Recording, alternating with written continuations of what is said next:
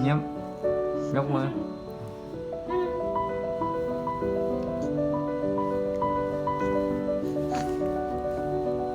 3 เดือนแล้วเนาะ3 เดือนกับ7 มื้อแล้ว8 มื้อแล้วเต่าว่านแท้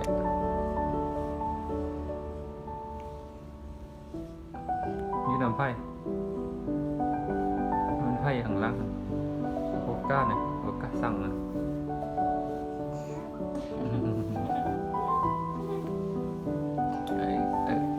จักโลแล้ว7 โลแล้วปกน้ำมันปกเต่ามัน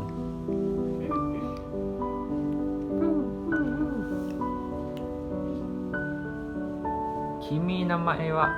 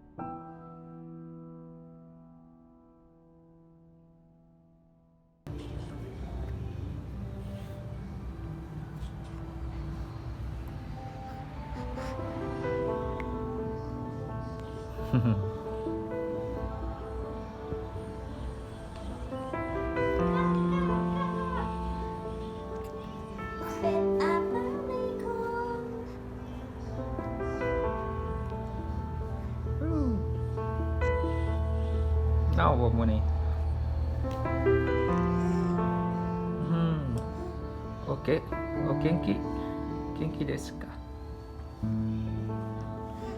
元気เนี่ยเนาะสบายดีเนาะ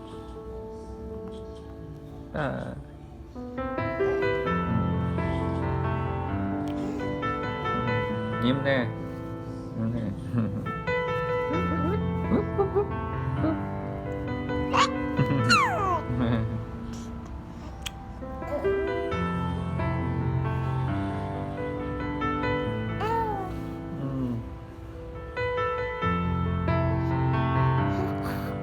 เราจังบ่คือผู้หญิงเลยเนาะคือผู้ชายเนาะ